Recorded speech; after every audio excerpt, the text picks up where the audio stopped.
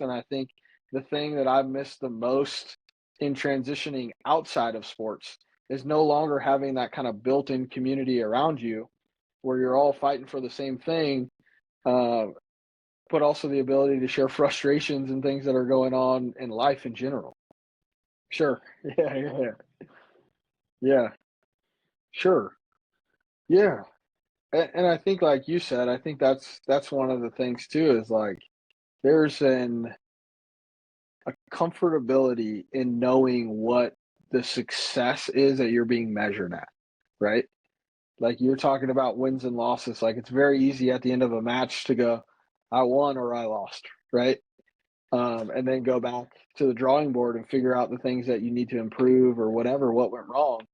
When you don't have those kinds of things, but at the same time, in that you also have a locker room full of people that are going to hold you accountable, right? And then when you don't have those things and you've kind of been relying on that piece, basically your whole entire life, right? Um, you're searching for a little bit of direction, right? A little bit of guidance, a little bit of like, what, like, hold on a second, where's the measuring stick, right?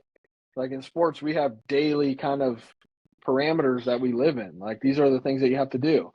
When you're out in the real world, right? Like there's no outside of yourself and holding yourself personally accountable. Like there's no measuring stick to say, hey, I won or lost on a day here, right? Like in work, like what do I need to change for tomorrow? How do I get better?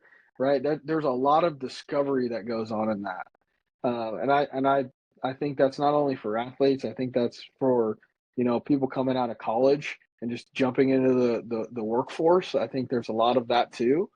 But I think like there's a lot more symmetry in the feeling that athletes go through, and people just joining into the workforce go to, or you know people in the military, right?